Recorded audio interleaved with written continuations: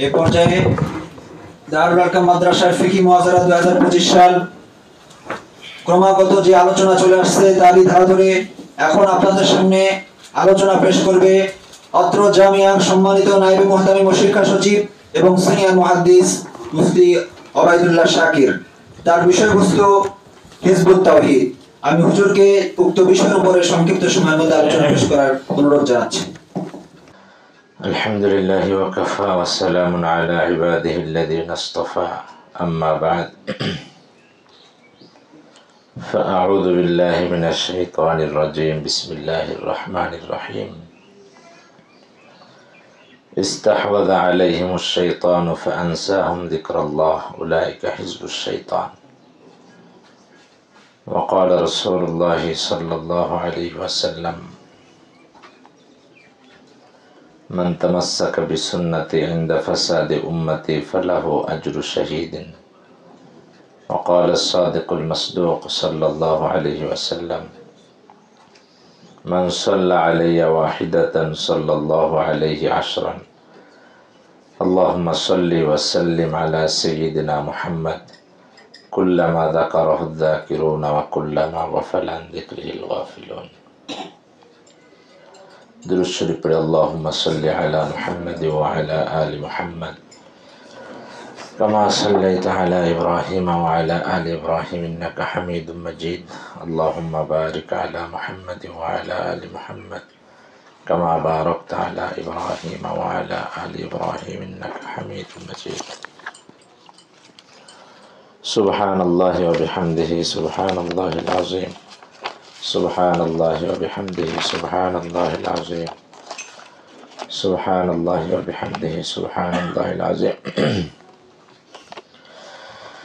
আলহামদুলিল্লাহ, আল্লাহ তাআলার মেহেরবানি যে আল্লাহ তাআলা আমাদেরকে দারুল আরকাম মাদ্রাসা যশোরের ইফতা বিভাগের উদ্যোগে আয়োজিত আজকের এই ফিকহি মুহাজারায় কিছু বলা এবং শোনার জন্য একত্রিত হওয়ার তৌফিক দান করেছেন। আল্লাহ রাব্বুল আলামিনের শাহী দরবারে শুকরিয়া আদায় করি, আলহামদুলিল্লাহ। দ্বিতীয়ত, আয়োজন বিশেষ করে তোমরা ইফতার বিভাগের যারা উদ্যোগ নিয়ে এটাকে সুন্দর করেছ তাদের প্রতিও কৃতজ্ঞতা প্রকাশ করছি। জাযাকুমুল্লাহ আহসানাল জাযা। আমার নির্ধারিত বিষয় দেওয়া হয়েছে হিজবুত তাওহীদ। বাস্তবিক পক্ষে এই সংগঠনের নাম যখন আমরা বলবো, আমার মনে হয় সংগঠনের নামের আগে একটা শব্দ বাড়িয়ে বলা উচিত, সেটা হলো তথাকথিত হিজবুত তাওহীদ। হিজবুত তাওহীদ নামটা অনেক চমৎকার, সুন্দর, অর্থ অনেক সুন্দর, কিন্তু আমাদের দেশে যে প্রচলিত হিজবুত তাওহীদ, তথাকথিত হিজবুত তাওহীদ, এটা মূলত হিজবুত তাওহীদ না, বরং তাদের যে বিশ্বাস, আকীদা, তাদের বলা, তাদের চলা, সেটা হিজবুত তাওহীদ তো বহুত দূরের কথা, স্পষ্টই তারা হিজবুশ শয়তান।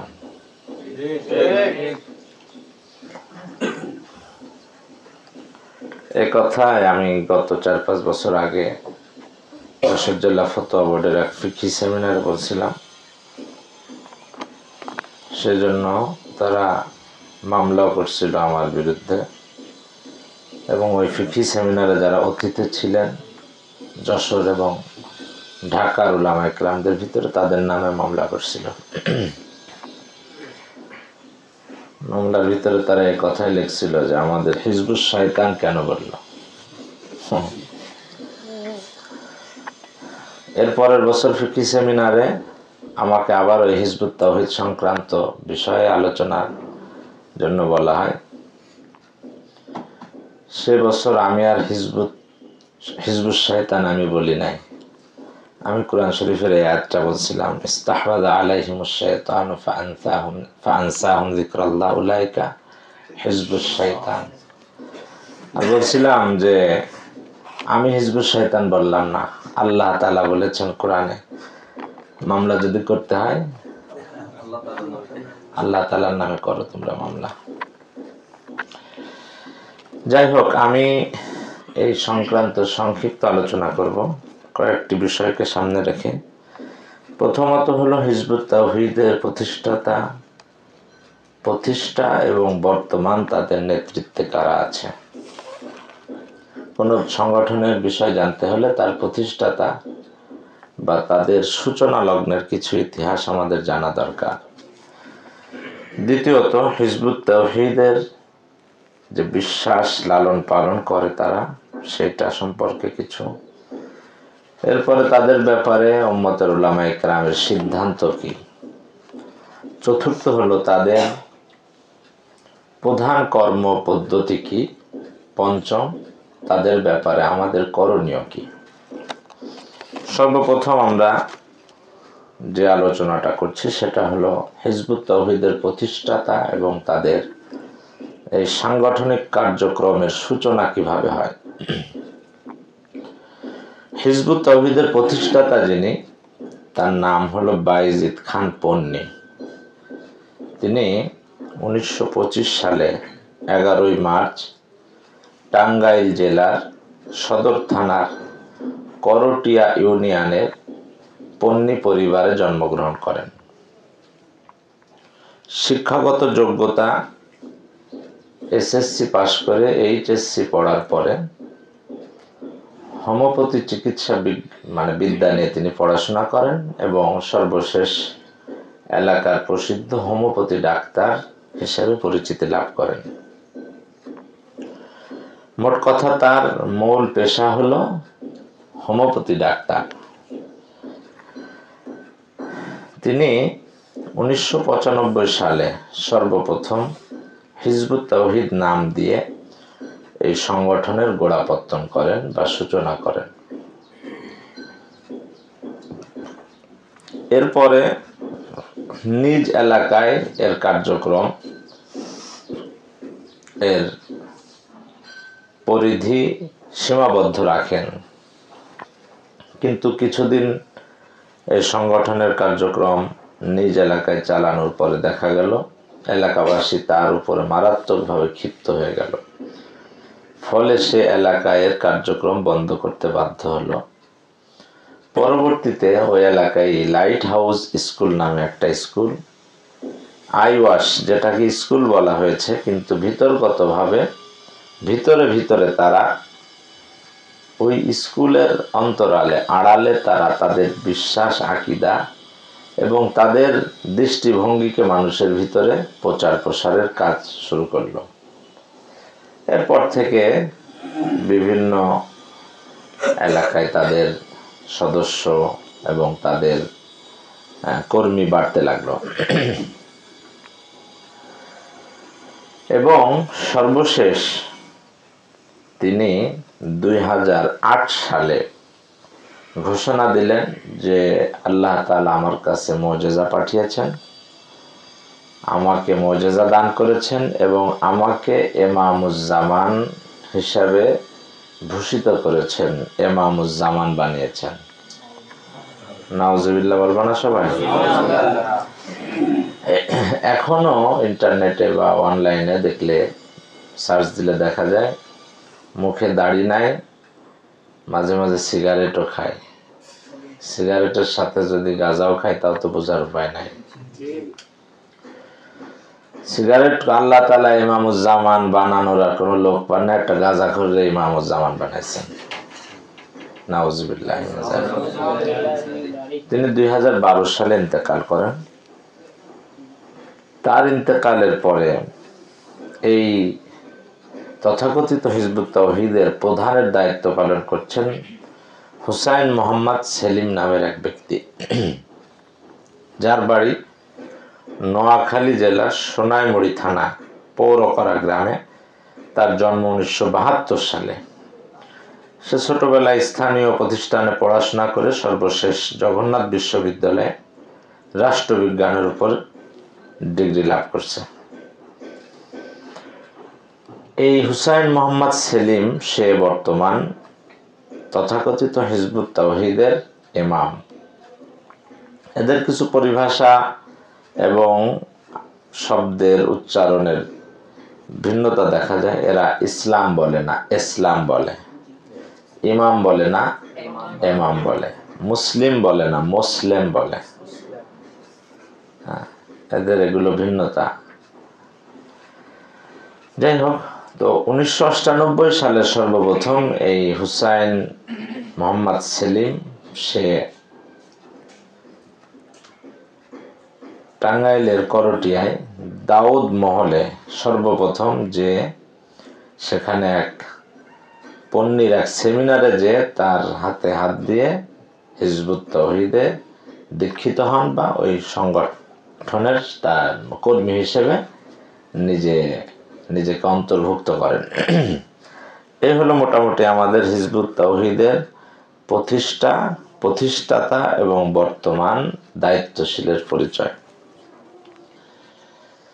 একটা কথা এখান থেকে আমাদের স্পষ্টভাবে বুঝে আসে, একটা একত্ববাদের দল, একত্ববাদের গোষ্ঠী, তার প্রতিষ্ঠাতা কোরআন হাদিসের কোনো আলেম না। কোরআন হাদিস সম্পর্কে অবগতি তার কতটুকু আছে সেটা আমাদের সামনে স্পষ্ট। তার পড়াশোনার সর্বশেষ স্তরই হলো এইচএসসি, জেনারেল শিক্ষায় শিক্ষিত, এবং তার কোরআন তেলাওয়াত শুনলেও বোঝা যায় আমাদের নাজেরা মক্তবের নুরানির ক্লাস 1-এর একটা বাচ্চার পাশাপাশি তার তেলাওয়াত রাখলে তার থেকে আমাদের 1-এর নুরানির প্লে শ্রেণীর একটা বাচ্চার তেলাওয়াত অনেক বেশি শুদ্ধ এবং বিশুদ্ধ এবং সহি।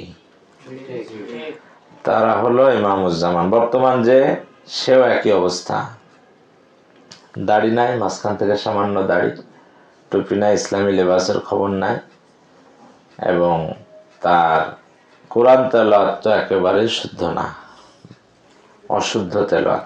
দ্বিতীয় আমাদের আলোচনার বিষয় যেটা বলছিলাম, হিজবুত তাওহীদের বিশ্বাস। হিজবুত তাওহীদের অনেক কিতাব আছে, তাদের নিজস্ব প্রকাশনী থেকে প্রকাশ করে। বাইজিদ খান পন্নীর লেখা কিতাব আছে, এরপরে হুসাইন মোহাম্মদ সেলিমের আছে, ওদের পত্রিকা আছে। তো সেগুলাকে সামনে রেখে তাদের বিশ্বাস বা আকীদাগুলা লিস্ট করলে অনেক হবে, স্বল্প সময় অত বিস্তারিত আলোচনা সম্ভব না। আমরা এখানে সামান্য কিছু তাদের বিষয়ে আলোচনা করছি। তাদের লেখা কিতাব, তাদের লেখা তাদের যে প্রকাশিত প্রবন্ধ মাঝে মাঝে তারা প্রকাশ করে। হিজবুত তাওহীদের প্রকাশিত প্রবন্ধ সকল ধর্মের মর্ম কথা, সবার ঊর্ধ্বে মানবতা, একটা প্রবন্ধ তারা প্রকাশ করেছিল এবং তাদের অনলাইনেও আছে। এই প্রবন্ধের তৃতীয় এবং চতুর্থ পৃষ্ঠায় তারা একটা বিষয় লিখেছে, সেটা হলো শুধু ইসলাম নয়, সকল ধর্মই চিরন্তন। শুধু ইসলাম চিরন্তন নয়, সকল ধর্মই চিরকাল থাকবে, সকল ধর্মই সঠিক। এই হলো তাদের বিশ্বাস, এই হলো তাদের আকীদা। অথচ আমরা কোরআন এবং হাদিসের দিকে লক্ষ্য করলে দেখতে পারি আল্লাহ তাআলা স্পষ্ট কোরআনে বলে দিয়েছেন, ইসলাম ছাড়া অন্য কোনো পথে মানুষের শান্তি সুখ দুনিয়া আখিরাতে নাই।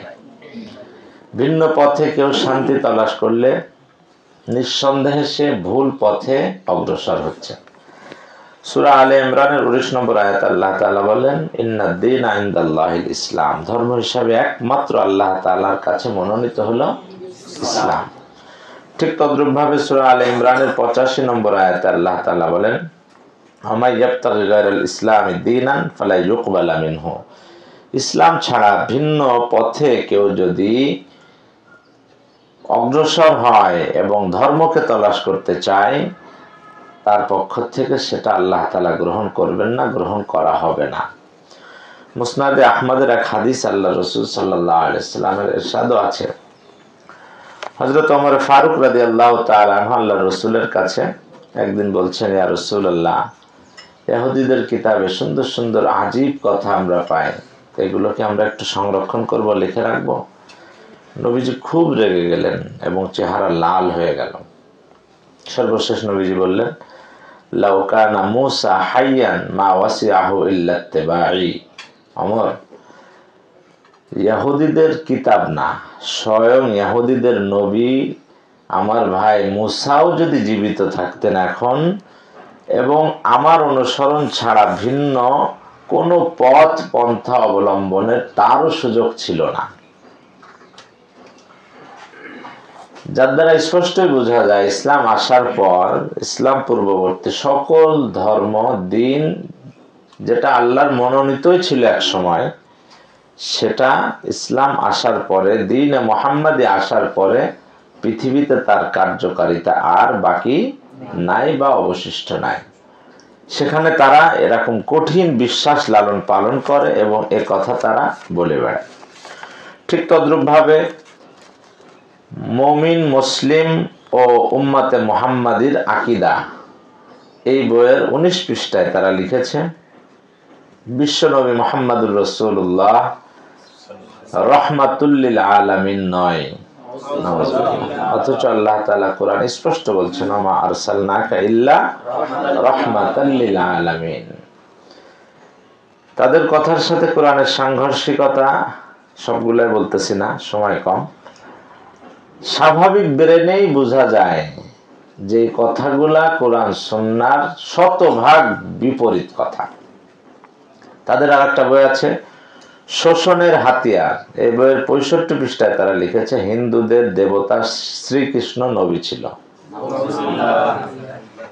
তাদের আরেকটা বই, ইসলামের প্রকৃত সালাত। এই বইয়ের 21 পৃষ্ঠায় তারা লিখেছে, সালাত মৌলিক ইবাদত নয়, সালাত হলো কুচকাওয়াজ, জিহাদের ট্রেনিং। নাউজুবিল্লাহ।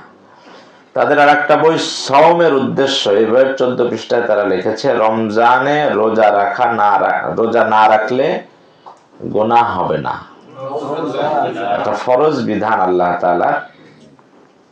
এ ব্যাপারে তাদের বক্তব্য, গুনাহ নাই, এর কারণে শাস্তি না, এর কারণে জাহান্নামে যাওয়া লাগবে না। আরেকটা বই তাদের, ইসলামের প্রকৃত আকীদা। এই বইয়ের 17 পৃষ্ঠায় তারা লিখেছে, জিহাদকারীর সম্মান নবীদেরও উপরে। নাউজুবিল্লাহ। আরেকটা বই, কোরআন আল্লাহর মুজিজা ও হিজবুত তাওহীদের বিজয় ঘোষণা। এই বইয়ের 63 নম্বর পৃষ্ঠায় তারা লিখেছে, হিজবুত তাওহীদ করলেই জান্নাত নিশ্চিত। হিজবুত তাওহীদ করলে কি? নাউজুবিল্লাহ। এটা মনে হয় কম্পোজে ভুল হতে পারে, জাহান্নাম নিশ্চিত হওয়ার দরকার ছিল। এটা ওরা ভুল করে ফেলছে কিনা? জাহান্নাম নিশ্চিত, এটাকে আমার সন্দেহ আছে কেন? যদি ওই আকীদা নিয়ে মারা যায়, এই সমস্ত আকীদা নিয়ে মারা গেলে জাহান্নাম নিশ্চিত, এতে কোনো সন্দেহ নাই। আর একটা বই তাদের, আল্লাহর মুজিজা হিজবুত তাওহীদের বিজয় ঘোষণা। এর 68 নম্বর পৃষ্ঠায় তারা লিখেছে, অনেক নবী রাসূল যেখানে ব্যর্থ সেখানে পন্নী সাহেব সফল। নবী রাসূল যেখানে ব্যর্থ, সফল কে? পন্নী সাহেব, ওই যে বাইজিদ খান পন্নী, ওদের যে প্রতিষ্ঠাতা। আর একটা, আল্লাহর মুজিজা ও হিজবুত তাওহীদের বিজয় ঘোষণা। এবার 23 নম্বর পৃষ্ঠায় তারা লিখেছে, বর্তমান পুরো মানব জাতি কাফের ও মুশরিক। পুরো মানব জাতি কাফের ও মুশরিক। ইসলামের প্রকৃত রূপরেখার 48 পৃষ্ঠায় তারা লিখেছে, নবীর ইন্তেকালের 70 বছর পর থেকে কেউই আর প্রকৃত উম্মতে মুহাম্মাদি নয়। নবীর ইন্তেকাল, নবীজি সাল্লাল্লাহু আলাইহি ওয়াসাল্লামের ইন্তেকালের পর থেকে 70 বছর গ্যাপ, এই সময় প্রকৃত মুসলমান ছিল। এরপর থেকে তার মানে হলো প্রায় 1350 পৌনে 1400 বছর। এই সময়ের ভিতরে যারা আসছে দুনিয়াতে, তারা কেউই না প্রকৃত মুসলমান না, ইমানদার না, প্রকৃত উম্মতে মুহাম্মাদি না। একটা প্রশ্ন আসে, এই 1350 বছর প্রায় মাঝখানে গ্যাপ দিয়ে বা 1300 বছরের বেশি সময় গ্যাপ দিয়ে এরা প্রকৃত উম্মতে মুহাম্মাদী হলো কিভাবে? এই দৃষ্টিভঙ্গি বা এই সঠিক কথাগুলো তারা কার মাধ্যমে পেল? কারোর মাধ্যমে তো পেতে হবে। সঠিকটা পেতে গেলে লাভ দিয়ে কিভাবে পেল তারা সঠিকটা? ব্যাকে চলে গেছে লাভ দিয়ে কয়শো বছর, 2-1 বছর যাওয়া যায় কোনোভাবে, হয়তো ইউটিউব দেখে বা কোনোভাবে। 1300 বছর লাভ দিয়ে চলে গেছে ব্যাকে তারা। এই 1300 বছর প্রকৃত উম্মতে মুহাম্মাদী কেউ ছিল না। এই 1300 বছরের আগের সেই দৃষ্টিভঙ্গি, সেই বিশ্বাস, সেই মিজাজ তারা 1300 বছর পরে পেয়ে প্রকৃত উম্মতে মুহাম্মাদী তারা। নাউজুবিল্লাহ। তাদের এই বক্তব্য দ্বারা বোঝা যায় ইমাম আবু হানিফা রাহমাতুল্লাহ আলাইহি, ইমাম শাফি, ইমাম আহমদ ইবনে হাম্বল, ইমাম মালিক রাহিমাহুল্লাহ, ইমাম বুখারী সহ যত আকাবির আসলাফ মুহাদ্দিসিন ইকরাম অতিবাহিত হয়েছেন, তাবেঈন অতিবাহিত হয়েছেন, তাবেঈন অতিবাহিত হয়েছেন, আইম্মা ইকরাম অতিবাহিত হয়েছেন, মুজতাহিদিন অতিবাহিত হয়েছেন, কেউই প্রকৃত উম্মতে মুহাম্মাদী ছিল না। এই হলো অতি সংক্ষেপে তাদের বিষয়ে আমি একটু তোমাদেরকে ধারণা দিলাম যে এটা হলো তাদের বিশ্বাস। এখন এই বিশ্বাস যারা লালন পালন করে, তোমরা তো ইফতার ছাত্র, বলো তো এই বিশ্বাস যারা রাখে তাদের ঈমান আছে না নাই? তারা কি মুসলমান না কাফের? হিজবুত তাওহীদ না হিজবুশ শাইতান? নিঃসন্দেহে যারা এতে সামান্য সন্দেহ পোষণ করবে তার ঈমানেরও খতরা আছে। কাদিয়ানীদের ব্যাপারে যেমন কাদিয়ানীরা কাফের, যারা মানে না তারাও কাফের। কাফেরকে কাফের মনে না করাও কুফরি। হিজবুত তাওহীদকে কাফের মনে না করাটাও কি ওই একই উসুল এখানে আসবে। এটা হলো তাদের ব্যাপারে শরীয়তের সিদ্ধান্ত। হিজবুত তাওহীদ, তথাকথিত হিজবুত তাওহীদ যারা এই বিশ্বাস নিয়ে নিজেদের জীবন, নিজেদের দিন রাত অতিবাহিত করছে, এই বিশ্বাসের সাথে যদি তারা থাকে নিঃসন্দেহে তারা কাফের। এই বিশ্বাস নিয়ে যদি মারা যায়, কুফরি অবস্থায় মারা গেলে তাদের ঠিকানা জান্নাত নয়, নিঃসন্দেহে জাহান্নাম। এই কথাটাই আমাদের মুরব্বী কায়েদে মিল্লাত হযরত মরহুম শেখুল হাদিস হযরত মাওলানা জুনায়েদ বাবু নগরী রহমতুল্লাহ আলাইহি বলেছিলেন আমাদের দারুল আরকাম মাদ্রাসার মাহফিলে এসেও। আমাদের 4 নম্বর বিষয় ছিল তাদের কর্মপন্থা পদ্ধতি কি, কিভাবে মানুষের ভিতরে তারা এই কথাগুলা খুব সহজেই প্রচার প্রসার করছে। এই সহজে প্রচার প্রসার করার জন্য তারা মৌলিকভাবে 2টা পথ অবলম্বন করেছে। নাম্বার 1, তারা উলামায়ে কেরামের বিদ্বেষ মানুষের ভিতরে ছড়াচ্ছে। কারণ তাদের এই কথাগুলা কোরআন সুন্নাহর সাথে সাংঘর্ষিক। এটা কোনো ব্যারিস্টার, ইঞ্জিনিয়ার, ডাক্তার বুঝবে না, বোঝা সম্ভব না। এটা বুঝবে কারা? উলামায়ে কেরাম, কোরআন হাদিস সম্পর্কে যারা অবগত। তো ওরা যে কোনো প্রোগ্রামে একটা অংশ এটা থাকবেই বক্তৃতার ভিতরে, আলেমদের কাছে যাবে না। আলেমরা ধর্ম ব্যবসায়ী, আলেমরা ধর্ম ব্যবসা করে, এদের কাছে যাওয়া যাবে না। কেন? আলেমদের কাছে যদি একটা মানুষ যায় তখন তাদের মুখোশ উন্মোচিত হয়ে যাবে যে এরা হিজবুত তাওহীদ না, এরা হিজবুশ শয়তান। এই জন্য এদের 1 নম্বর পলিসি হলো যে কোনো ভাবে হক্কানি আলেমদের থেকে সাধারণ মানুষকে দূরে রাখতে হবে। দূরে কিভাবে রাখতে হবে? তাদের বদনাম করলে তাদের কাছে যাবে না। একজন মানুষ একটা কথা শোনার পরে যদি আলেমদের কাছে আসা যাওয়া অভ্যাস থাকে, তো তথাকথিত হিজবুত তাওহীদ নেতাদের কাছে এক কথা শুনলো, শুনে চলে যাবে ইমাম সাহেবের কাছে, হুজুর এটা শুনলাম, বিষয়টা কি বলেন তো। চলে যাবে এক মাদ্রাসায় দারুল আরকাম মুফতি সাহেবের কাছে, হুজুর এটা শুনলাম, বিষয়টা কি। ইফতার বিভাগে চলে আসবে দারুল আরকামের, যে ভাই আপনারা ইফতার করতেছেন, এরকম একটা বক্তব্য শুনলাম, আপনারা বলেন তো বিষয়টা কি। তখন কিন্তু সেই আলেম, সেই ইমাম সাহেব, খতিব সাহেব, মুফতি সাহেব, মুহাদ্দিস সাহেব, ইফতার ছাত্র, মাদ্রাসা তালবে আলেমরা তাদেরকে বিষয়টা বুঝিয়ে দিবে। এই সুযোগটা বন্ধ করার জন্যই তারা উলামায়ে কেরামের প্রচন্ড ভাবে গালিগালাজ করে এবং উলামায়ে কেরামের বিরুদ্ধাচরণ করে, উলামায়ে কেরামের দোষ ত্রুটি চর্চা করে বেড়ায়। দ্বিতীয় হলো, এটা হলো বর্তমান প্রজন্মের ব্যাপারে তাদের দৃষ্টিভঙ্গি, যে বর্তমান প্রজন্মকে আমাদের হাতে রাখি, যদি উলামায়ে কেরামের কাছে যায় তাহলে আমাদের মুখোশ উন্মোচিত হবে, আমাদের কাছে এরা থাকবে না, আমাদের কর্মী কমে যাবে। দ্বিতীয় হলো, এরা মা বোনদেরকে রাস্তায় নামিয়েছে। এরা এদের বই, এদের যেই পত্রিকা, এগুলো রাস্তাঘাটে বিক্রি করে মহিলাদের মাধ্যম দিয়ে। পুরুষ মহিলা ওরা একসাথে সেমিনার করে, পুরুষ মহিলা একসাথে নামাজ পড়ে, এমনকি ওদের ভিতরে মহিলারা ইমামতিও করে। মহিলাদেরকে বেপরদাই ওরা প্রকাশ করে, বেপরদার সাথে প্রচার করে মানুষের পণ্য বানিয়ে ওদের লাভ কি?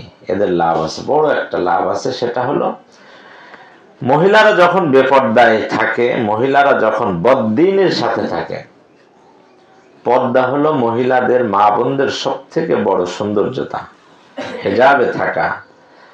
মহিলারা যখন বেপরদায় চলে তখন মহিলাদের সন্তান বেপরদায় থাকলে সে বদ্দিনের সয়লাবের ভিতরে থাকে, সন্তান বদ্দিন হয়। নেককার মা যদি হয় সন্তান নেককার হয়, মা বৎকার হইলে সন্তান বৎকার হয়। হাজার ঘটনা আছে, লম্বা ঘটনা বলবো না। ভারতের খুব সম্ভব নূর মোহাম্মদ জানজানবী রহমতুল্লাহ আলাইহির ঘটনা, ছোটবেলার। ওনার মা ওনাকে হিফজখানায় দিয়ে আসছে, উস্তাদ পড়াই, কোরআন শরীফ শুরু করছে, আলহামদুলিল্লাহ রাব্বিল আলামিন, ছাত্র উনি পড়েন আর রহমানির রহিম। উস্তাদ পড়া আলিফ লাম মিম পড়ো, উনি পড়েন যালিকাল কিতাবুল লা রাইবা ফিহ। 1-2 সূরা না, 1-2 পৃষ্ঠা না, 1-2 পারা না, উস্তাদের আগে আগে সামনে সামনে 18 পারা কোরআন তেলাওয়াত করছে। পরের দিন মাকে ডাকা হয়েছে, মা মনে করছে কি না জানি কি আমার ছোট বাচ্চা অন্যায় করছে, হয়তো বিচার হবে। মা কান্নাকাটি করে ক্ষমা চাইছে। উস্তাদ বলে, না মা, আপনি কান্নাকাটি করেন না, এটা কিভাবে সম্ভব? তো ওই মা বলতেছে যে উস্তাদ, এই সন্তান যেদিন আমার গর্ভে এসেছে সেদিন আমি অনুভব করেছি, সেদিন থেকে আমি প্রতিদিন তাহাজ্জুদের পর থেকে কোরআনুল কারীমের তেলাওয়াত শুরু করে দিই। কোরআন তেলাওয়াত করি, ফজরের নামাজের বিরতি দিয়ে ফজরের পর আবার তেলাওয়াত করি। স্বাভাবিক বাড়ির দায়িত্ব, রান্না বান্না করতে হয়, সেই হিসাবে সকাল একটু হলেই কোরআন তেলাওয়াত বন্ধ করে আমি আমার রান্না বান্নার কাজে লেগে যেতাম। আজকে আফসোস হচ্ছে, ওই দিন প্রতিদিন হিসাব করে দেখছি প্রতিদিন কোরআনের শুরু থেকে 18 পারা তেলাওয়াত হতো আমার, এরপরে আর করি নাই, সময় হয়নি। আজকে আফসোস হচ্ছে, প্রতিদিন যদি 30 পারা শেষ করতাম হয়তো আমার সন্তান 30 পারার হাফেজ হয়ে যেত। মা যদি তেলাওয়াতকারী হয়, তালি হয়, কোরআনের তেলাওয়াতকারিনী হয়, তাহলে সন্তানের ভিতরে প্রভাব পড়ে। মা যদি বেপরদায় থাকে, গর্ভের সন্তানের উপরে প্রভাব পড়ে। মা দিনদার হলে সন্তান দিনদার হয়, মা বৎকার হইলে সন্তান বৎকার হয়, নায়ক নায়িকা হয়, এরশাদ শিকদার হয়, জেমস আর যে কি বলে আইয়ুব বাচ্চু, এরা হয়। এজন্য পরবর্তী জেনারেশনও যেন সহি দিন থেকে বিচ্যুত হয়, বিপথে থাকে, এজন্য মা বোনদেরকে রাস্তায় নামাইছে, যেন মা বোন বদ্দিন হয়, সাথে সাথে তাদের সন্তানরাও বদ্দিন অটোমেটিক হবে। গুড়ায় মার দিয়ে দিলে আগায় নিশেষ, এদের পরবর্তী জেনারেশন বদ্দিন হবে। সুতরাং আমাদের আর মেহনত এদের পিছনে করা লাগবে না। সর্বশেষ আমাদের যেই বিষয়টা বলছিলাম, পঞ্চম বিষয় হলো উলামায়ে কেরাম এবং সাধারণ মানুষের, তাদের ব্যাপারে, তথাকথিত হিজবুত তাওহীদের ব্যাপারে আমাদের করণীয় কি? করণীয়, উলামায়ে কেরামের করণীয় হলো তাদের সম্পর্কে মানুষকে কঠিনভাবে তাদের এই ভ্রষ্টতা এবং কুফরি আকীদা বিশ্বাস সম্পর্কে মানুষের ভিতরে প্রচার প্রসার করতে থাকা এবং মানুষকে তাদের ভ্রান্তি সম্পর্কে পরিপূর্ণ অবগত করা। এর জন্য যেটা জরুরি, শুধু এই হিজবুত তাওহীদ না, যে কোনো ফিরাকে বাতিলার উপরে ব্যাপারে মানুষকে সতর্ক করা, মানুষকে এরকম তানবিহ করা। এর জন্য জরুরি হলো উলামায়ে কেরামের ব্যাপক মাওয়াত সংরক্ষণে রাখা। একজনকে আমরা বেঠিক বলবো, কিন্তু বেঠিক বলার যৌক্তিক কারণগুলো আমাদের হাতে থাকতে হবে। আমাদের অনেক সময় দেখা যায় আমরা একজনকে পথভ্রষ্ট বলছি, কিন্তু আমাদের কাছে, আমাদের হাতে তাদের ব্যাপারে প্রচুর পরিমাণ আমাদের দালায়েল নাই, দলিল ছাড়া আমরা কথা বলবো না। এই জন্য হিজবুত তাওহীদ সহ যে কোনো বাতিল ফিরকার ব্যাপারে যখন আমরা কথা বলতে চাবো, কথা বলার মনস্থ করব, ব্যাপক তাদের কিতাবাদি পড়াশোনা করে তাদের ভ্রষ্টতা সম্পর্কে দালাইল সহ আমরা সংরক্ষণে রাখবো। মানুষের কাছে এগুলা সুন্দরভাবে নবীর যে ওয়ারাসাতের দায়িত্ব, জিম্মাদারি, সেটাই সে পালন করার সুবিধার্থে, সেটা পালন করণার্থে আমরা মানুষের কাছে সঠিকটা প্রকাশ করব। 1 নম্বর উলামা ইকরামের জিম্মাদারি এটা। আর সাধারণ মানুষের জিম্মাদারি হলো উলামা ইকরাম কোরআন হাদিসকে সামনে রেখে যেটা বলেন সে অনুযায়ী নিজেদের জীবন যাপন করব। আল্লাহ তাআলা আমাদেরকে ব্যাপকভাবে ফিরাকে বাতিলার মোকাবেলায় কাজ করার তৌফিক দান করেন। সাধারণ মানুষকে হক্কানি উলামা ইকরামের অনুসরণ করার তৌফিক দান করেন। তো আখিরু দাওয়ানা আলহামদুলিল্লাহ।